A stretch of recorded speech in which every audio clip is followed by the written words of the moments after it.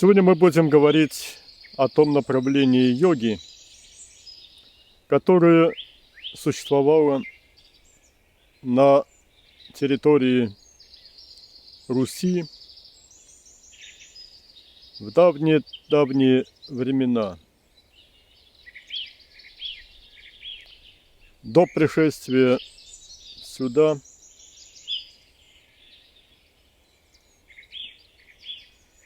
идей, которые привнес на землю Иисус Христос. Мы убедимся в том, что и тогда Бог вел достойных людей к себе. И эти достойные люди имели от Него высшие духовные знания.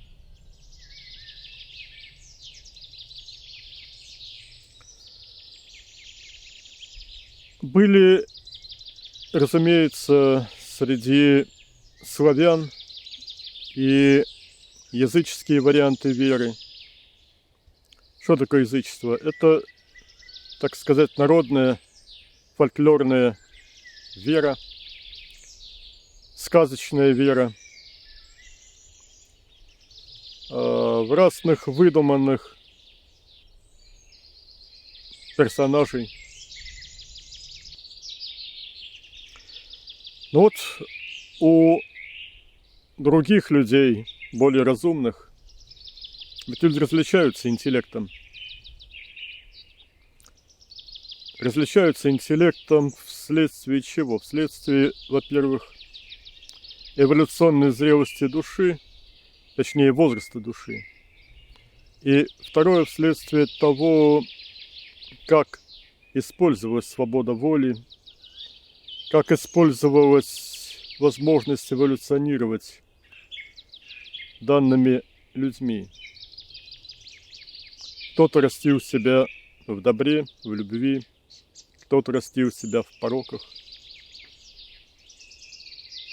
Люди различаются между собой в пределах любой социальной группы. И вот разумные люди понимали смысл своего бытия на земле совсем иначе. Они понимали его как возможность самосовершенствования пред лицом Бога.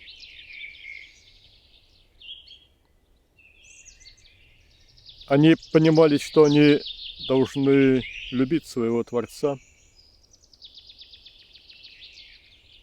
Они научались его любить, любя в первую очередь его творение. И потом через любовь к нему они сливались с ним. Вот это истинный путь. И вот люди знали о существовании единого Бога Отца, Вседержителя, Творца.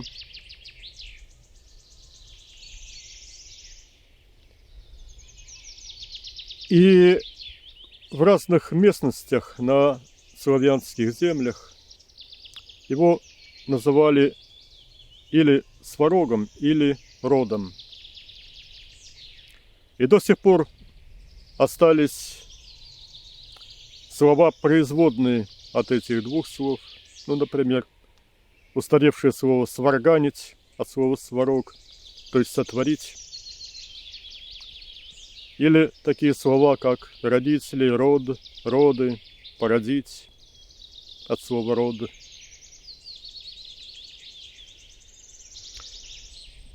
Нам известны божественные учителя, представители Творца, которые работали на территории европейской части современной России.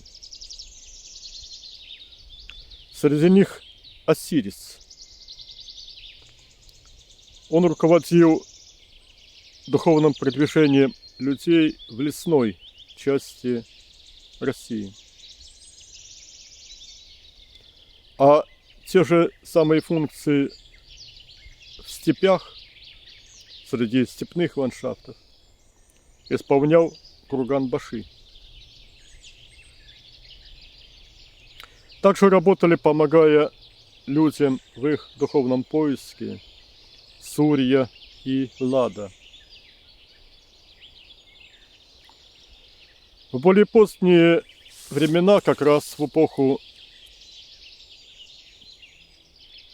крещения Руси, которое продолжалось на востоке в это время, на востоке России, достигали божественности и теперь служат из своего божественного состояния,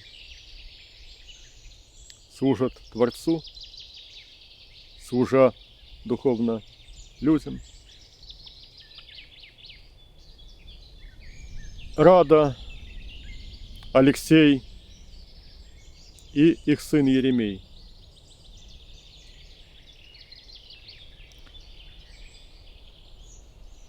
Позднее, уже в эпоху советской власти, божественности достигли в том числе Петр, Олег Суходольский, Игорь Высотин, ну и, конечно, другие. Обо всем об этом можно прочитать в нашей книге «Классика духовной философии и современность».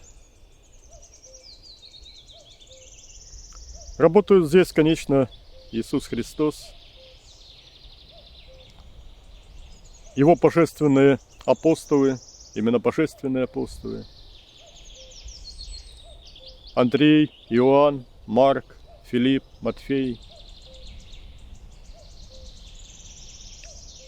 Также Бабаджи из Хайдахана, Кришна, Сатья Саи Баба, Один,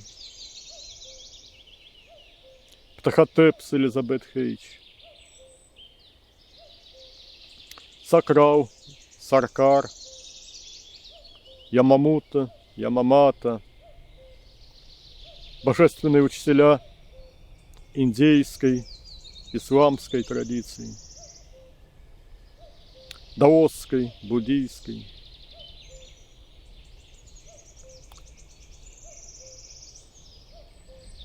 Помогает людям и божественная сибирячка, наша современница Анастасия, которую описал в своих книгах Владимир Негри. Ну и, конечно, есть еще очень много других, о которых мы пока просто не успели узнать, не успели с ними познакомиться лично.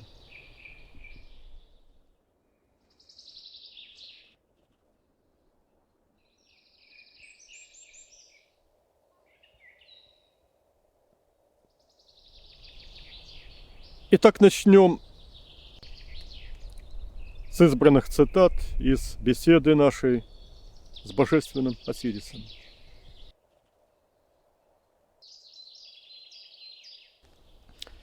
Когда-то очень давно я поднимал две волны духовности на земле. Одну на территории древних Ассирии и Персии, задолго до утверждения там ислама. Другую на землях Руси, еще до пришествия христианства. Обе те волны я поддерживал из своего невоплощенного состояния. Люди почитали меня как бога солнца или бога огня. Обычно я приходил к ученикам в формах, подобных солнцу или божественному огню. И лишь иногда я принимал ненадолго облик пастуха или странника, облик, видимый обычным людям. Я не рождался и не умирал во плоти в этой кальпе, но действовал через моих детей, которые легко воспринимали меня.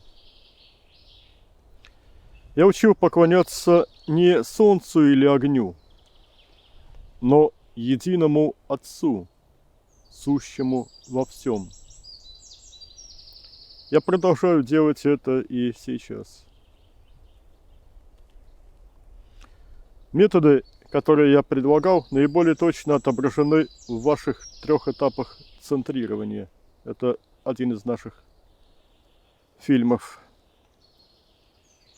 Это были именно 3 принципиальные стадии развития, на которых ученики последовательно приучались жить. Вначале духовное сердце любого человека должно развиваться в обычной жизни.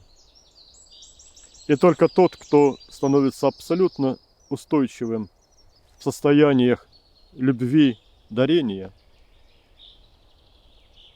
получает возможность дальнейшего роста в условиях духовной школы, обладающей серьезными эзотерическими методиками. Лишь после этого на первом этапе обучения в той моей школе учениками осваивалось расширение духовным сердцем над поверхностью земли и затем растворение сознания. Вторым этапом была жизнь в состоянии духовного сердца, совмещенного с сердцем планеты. На этот этап обычно уходило не одно воплощение души. Были и первые прикосновения к Творцу. На 3-м этапе познавался Творец. И затем все эти 3 центра ощущения себя соединялись лучом Солнца Бога, проходящим через физическое тело человека. При этом центр, из которого исходил луч, был сердцем Абсолюта, то есть Творцом. Творец, поясняю, Творец сам называет себя сердцем Абсолюта, то есть основной частью Абсолюта. Когда этот луч становился постоянным атрибутом души, единосущной Творцу, то дошедший становился сыном Бога или дочерью Бога. Это была полнота самореализации душ. О дальнейших шагах я пока не буду говорить, но хотел бы рассказать о другом. Я хочу рассказать о любви Бога, о безусловности божественной любви. Эта любовь подобна свету солнца, которое светит равно на всех, всем даря тепло.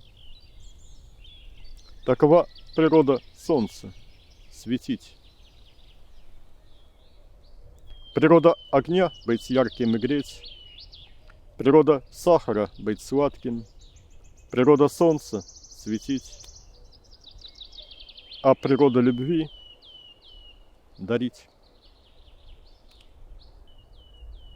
Повторяю, природа любви – дарить себя другим. Любовь – это состояние бытия Бога. И Бог светит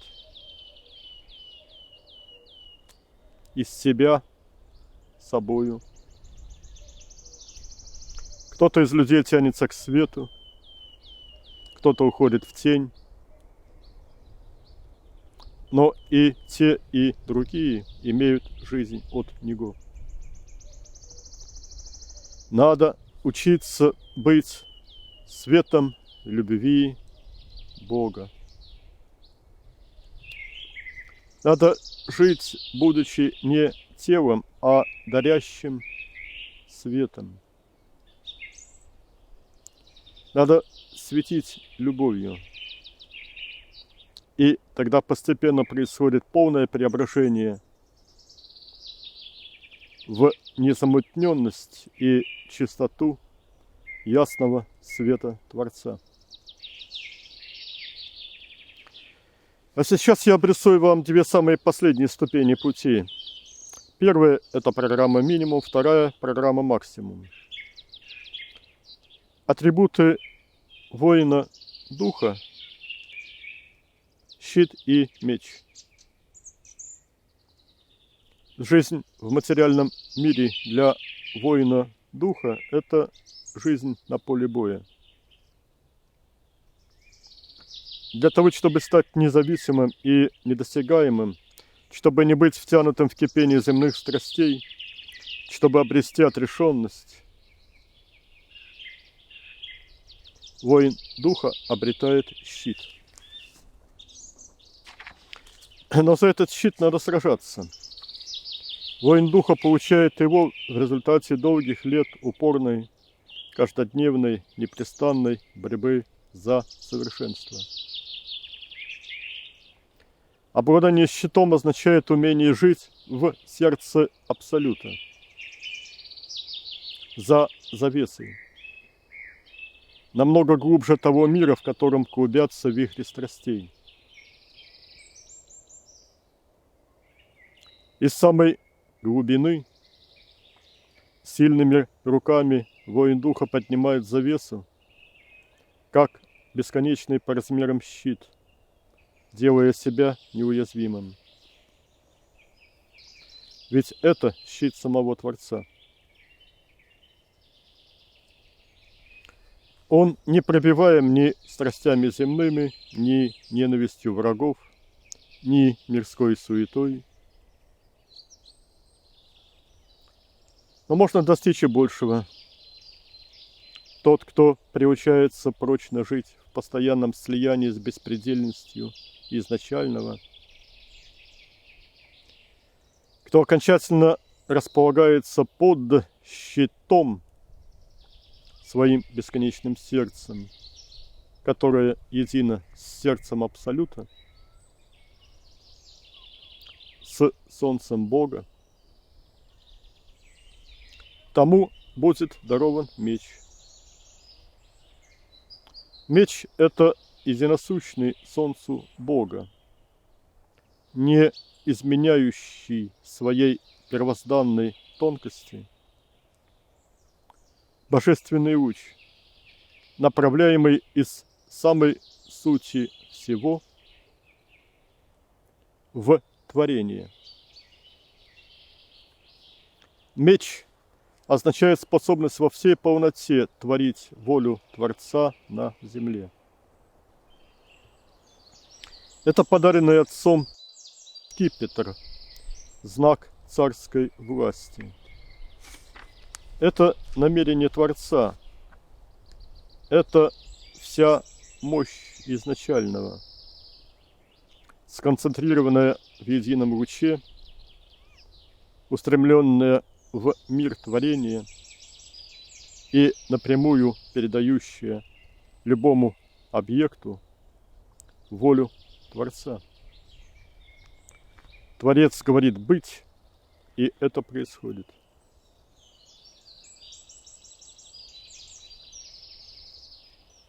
Мы спросили тогда, что ты посоветуешь конкретно сейчас нам?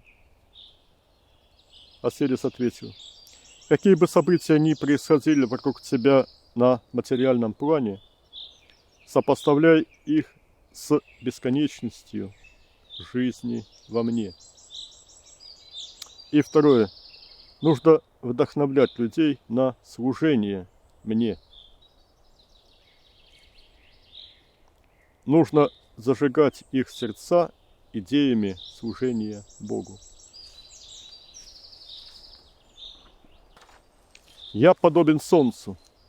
Я свечу всегда. День и свет, день и ночь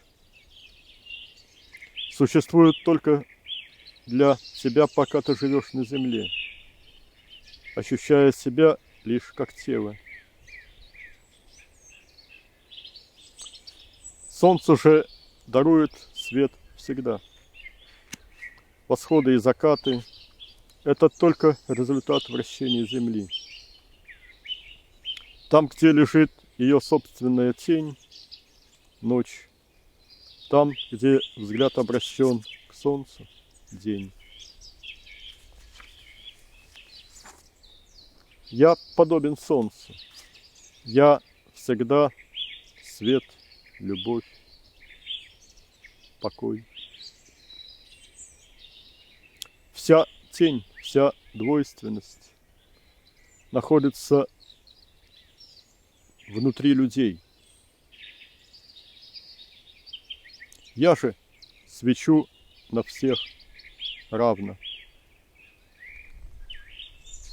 Как солнце посылает свои лучи, так и я всегда посылаю своих сынов и дочерей на землю. Древняя Русь была плодотворной нивой Бога. Именно благодаря сохранению нравственных, божественных законов, законов любви. Мне долго удавалось сохранять знания о высшем в моих школах. Души воплощались в те условия, где уже существовали знания о пути. Школы возглавлялись божественными или почти божественными душами. Каждая такая душа, подобно древу, восходила над землей и поддерживала уже существовавший очаг духовности. В школы отбирались для обучения высшим эзотерическим методам только зрелые души.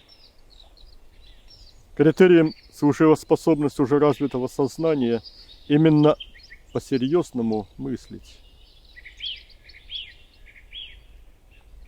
Развитое духовное сердце – это считалось необходимым, но недостаточным условием. Тогда на Руси доминировало натуральное хозяйство, и духовные школы были почти лишены забот о пропитании, так как сельские общины поддерживали их материально.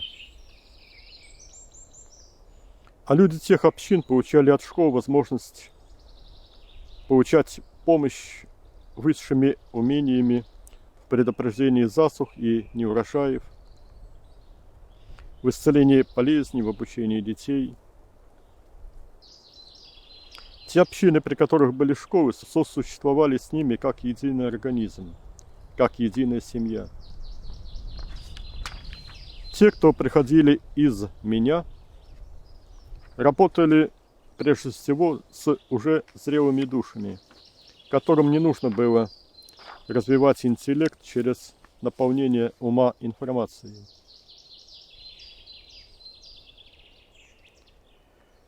Способность плодотворно мыслить развивается наилучшим образом на фоне созерцательного покоя. Многие дети именно росли в школе. Через размышления о природных явлениях, всевозможных живых организмах, ребенок учился мыслить. Взрослые лишь направляли, подправляли эту работу сознания. Любой жучок, летящая птица, живая или сухая ветвь дерева могли стать учебным пособием для понимания жизни и смерти, скрепленности сознания с материальной оболочкой, различия и сходства форм жизни. Это был первый этап обучения. И затем было очень легко объяснить такой душе, что Бог живой, присутствует везде и всегда, прямо здесь и сейчас. И что каждый несет ответственность перед Ним за каждую свою мысль, за каждый поступок. Дальше легко и быстро ученики переводились на восприятие многомерности пространства. К материальному плану было прикреплено очень мало индрий. Перенаправлять индрии души на познание нематериальных планов, на общение с божественными душами, мне тогда было очень легко. Именно общение души с Богом, то есть невоплощенным божественным сознанием, было основой обучения. Благодаря этому я мог легко давать уроки каждому. От воплощенных учителей требовалось лишь подправлять процесс, пояснять основные приемы, не более. Учителем был Бог, и погружение в глубины меня было столь же плавным, неспешным и естественным, как вся жизнь. Это было взрослением детей в божественной семье. Причем никто не ставил задачу ускорения этого взросления. Помнишь, я приводил такой образ? Чтобы переправиться через мощную реку вплавь или на лодке, нужны непрерывные усилия, нужно грести. Иначе не достигнешь другого берега, утонешь. Таков был ваш путь сейчас. Тогда же мировоззрение и устройство общества позволяли существовать как бы широкому мосту. Когда есть такой мост, то можно идти не спеша над стремниной, не опасаясь течения и порогов. Именно правильное устройство общества позволяет сделать путь к Богу мостом, идя по которому можно безопасно пересечь бурную реку сансары.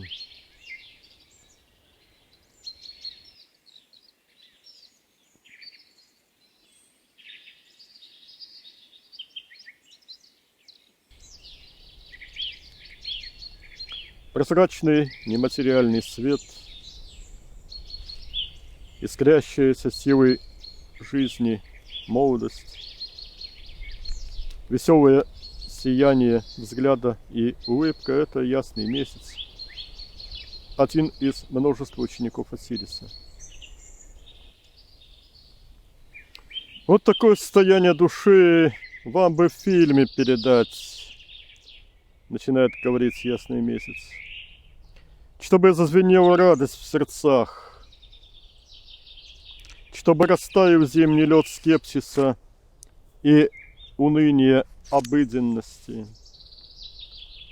чтобы увидел каждый смотрящий, сколь близко счастье истинное, чтобы прикоснулись души к животворящей радости света, любви, весны. Подарите эти состояния так, чтобы каждый, увидевший, захотел поделиться полученным счастьем, рассказать другим об увиденном. И будут учиться люди радости от созерцания распускающихся листочков и сияющих росинок, белоснежных березок и звенящих чистотой ручейков, поющих птичек и сияющих счастьем ваших глаз. Наша нежность будет стоять за каждым кадром, каждым словом, каждым звуком. Наши руки протянутся к сердцам,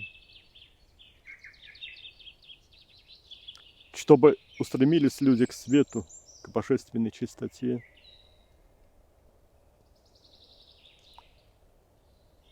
ведь все так просто. Чтобы стать счастливыми, нужно сделать такой маленький шаг, но в нужном направлении. И тогда окажется так ясно, за всей этой красотой есть Бог, ее Творец.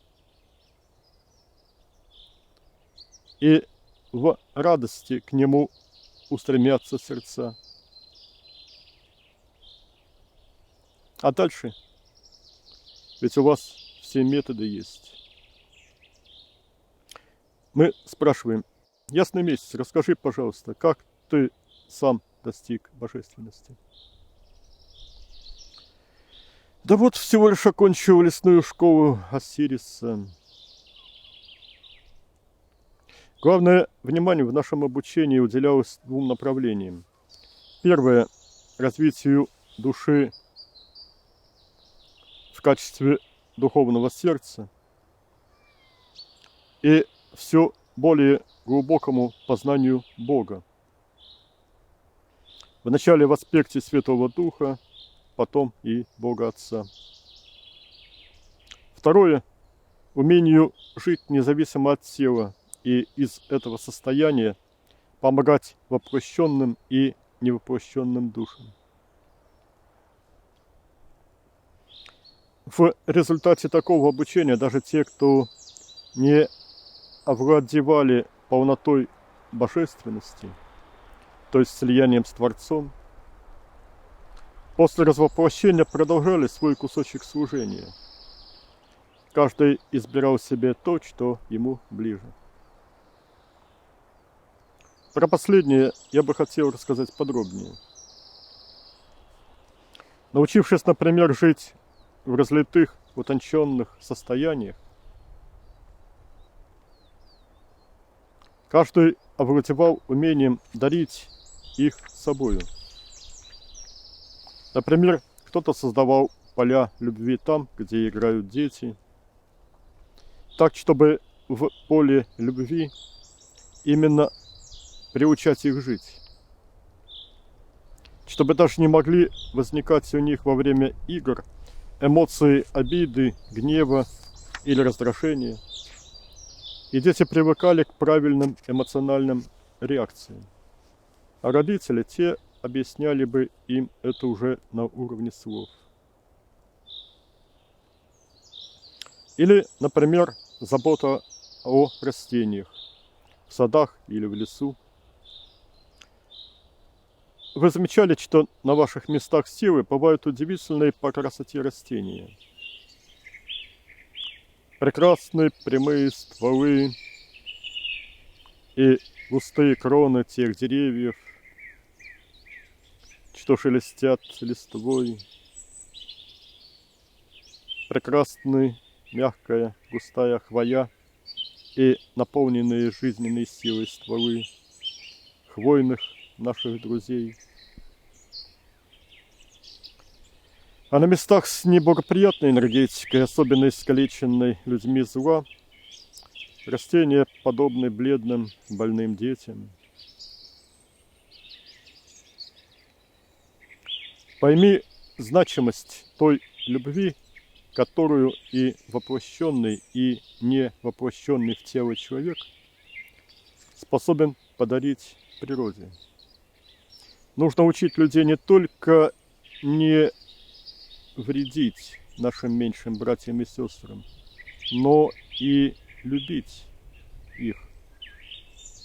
Ведь они, наши младшие друзья, способны создавать и сохранять на поверхности планеты энергетику рая.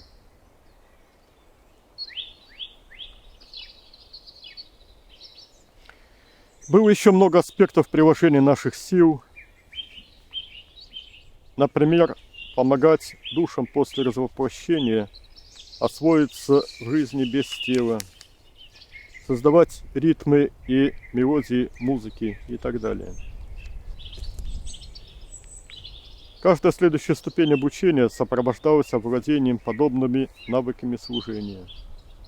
И когда бы ни наступала смерть тела, душа уже оказывалась обученной той или иной духовной профессии, которая могла пригодиться при жизни без тела.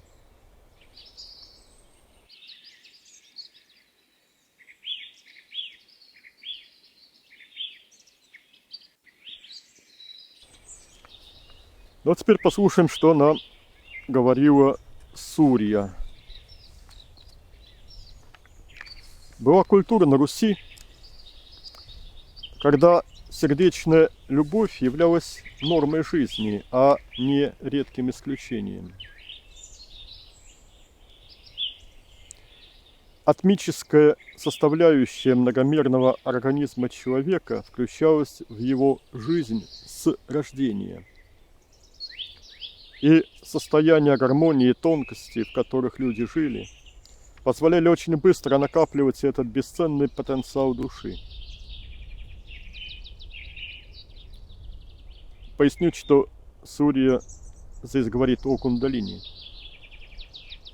Это есть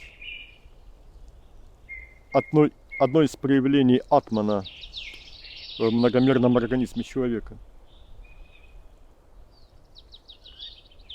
Так развивался каждый в ряду воплощений до той поры, когда наступало время для полной реализации этого потенциала в слиянии с Богом Отцом, с Сварогом. И методы постижения этого слияния тоже были известны. Школы души, где учили постижению Творца, существовали рядом с поселениями, и было мягкое взаимодействие духовных подвижников и остальных людей. Все это было естественно. Так же, как кто-то после окончания средней школы идет учиться дальше в университет, а другой столь же естественно хочет создать семью и возделывать землю, так и здесь кто-то избирал земную любовь, а кто-то искал постижение Творца в любви к Нему. И при этом никогда не было презрения к тому, кто еще не дорос. Как и в любящей семье, все дети любого возраста дружны и любят своих родителей и друг друга. Жизнь людей тогда не была библейским раем, где не бывает трудностей и печалей. Но вот посмотрите, люди ненависти, когда их постигает горе, идут мстить, чтобы другим стало так же плохо, как и им самим. А люди противоположного полюса, люди любви, если их постигает беда, продолжают жить для того, чтобы ни с кем больше такого не случилось. В этом-то секрет счастья земного.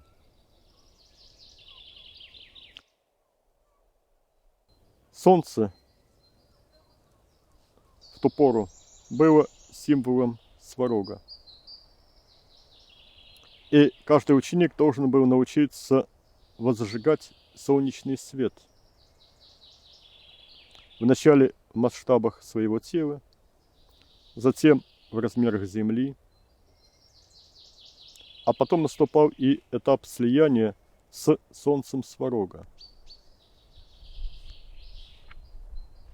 Что может сравниться с сиянием Сварога в обители его?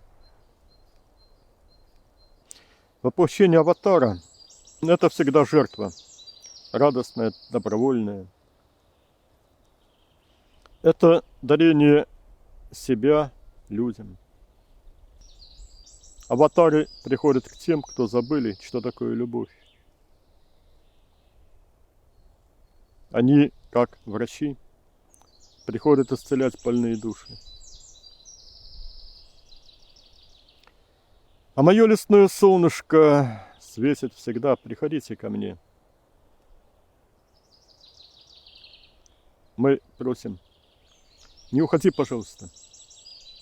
Расскажи подробнее, какие приемы работы с сознанием использовали с тобою при работе с учениками.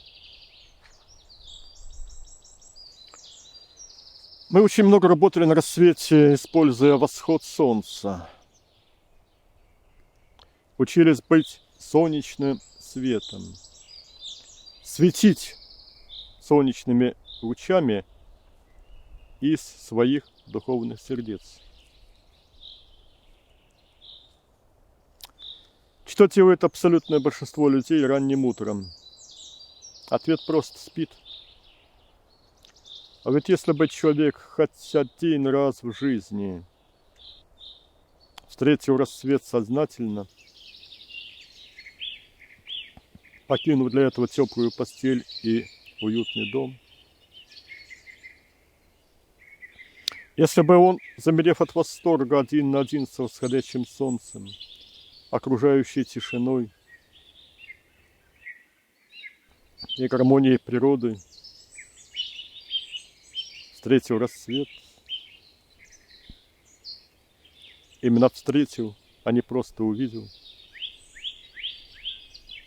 то он уже, возможно, не зря бы прожил свою земную жизнь. Мы использовали методики и приемы работы с сознанием, такие же, как у вас, только облекали их в иное словесное оформление. Мы просим, расскажи, пожалуйста, подробнее о том, как вы работали. Ответ. Самое лучшее время для начала такой работы – весна и лето. Обычно место для медитаций мы выбирали заранее. Это могла быть и полянка в лесу, и берег лесного озера или реки, или высокий холм. Мы выходили до начала рассвета и не спеша шли к месту встречи восхода солнца, погружаясь в утреннюю тишину.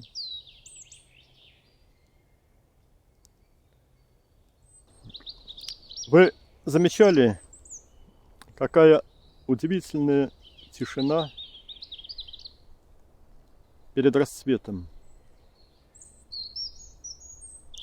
Почти все живые существа еще спят чистым, светлым сном младенцев. Ничто не нарушает тишину раннего утра. Надо уметь слушать тишину, заполняться ею и быть ею. Это важнейшая составляющая духовного развития человека.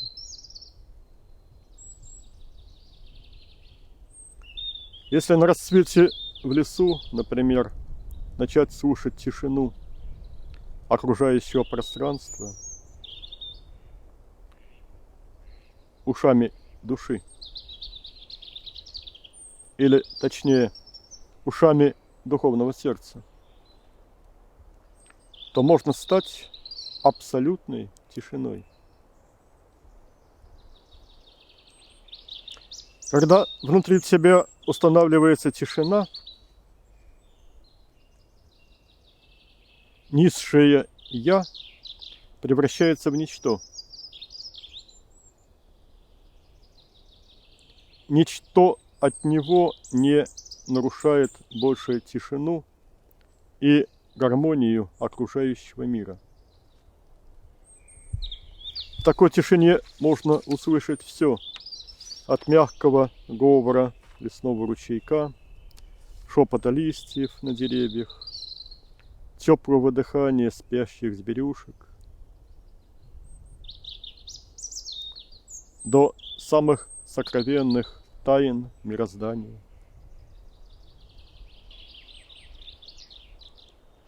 И в такой тишине можно услышать голос Бога. Можно задавать Ему вопросы и получать ответы. Есть лишь одно единое «Я» океана сознания изначального, где всем все понятно без слов, где единственный язык, на котором все говорят, это язык любви. Каждый здесь дарит себя, свою любовь всем, единому, изначальному. Суть божественного бытия ведь очень проста. Гармония и любовь. Но полностью одно с изначальным становится тот, кто не просто достиг обители Творца и научился в ней жить,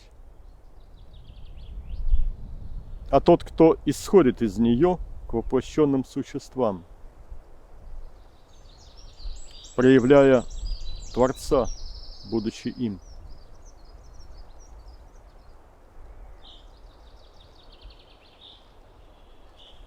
Это завершение полного цикла развития. Многие, достигшие обители Творца, воплощались потом еще раз с миссией служения. Именно для достижения этой полноты, завершенности божественных состояний. Таких примеров вам известно множество. Так в последний раз воплощалась и я.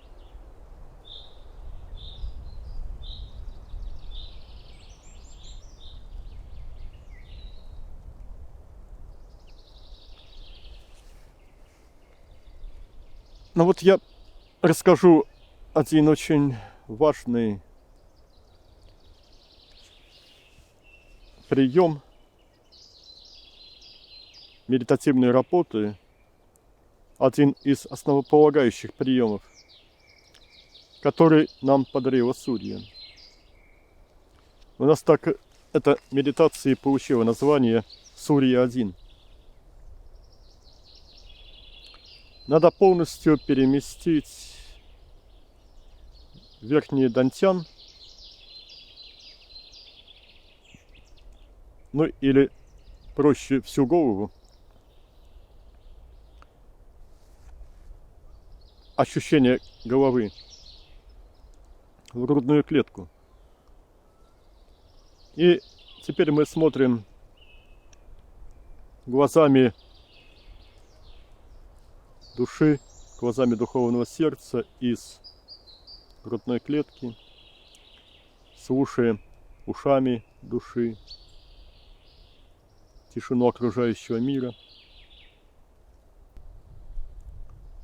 Вот Сурья подарила нам этот прием отключения верхнего дантяна. Одновременно отключается внутренний диалог, отключается низшее «я», потому что его носителем и продуцирующим органом является голова, конкретно чакра Аджни. Вот можно жить в медитативных тренировках без головы. Так намного проще перейти к последующему состоянию бытия вне телесным уже духовным сердцем. Для этого нужно будет всего лишь выплыть из анахаты назад, расправиться, расправить руки, сознание. Руки, сознание в таком случае исходят из духовного сердца, единосущное ему. А духовное сердце никому не может причинить никакого вреда. Духовное сердце – это только любовь, нежность, забота.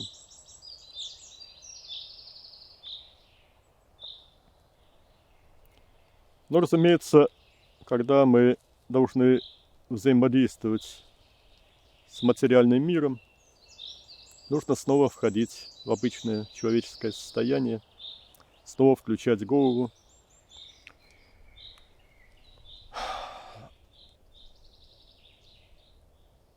жизнь в мире материи и жизнь в мире Творца, всего материального. Нужно уметь переходить из одного состояния в другое. Но поскольку мы все с детства учились жить только в мире материи, нам надо интенсивно учиться жить в мире Творца.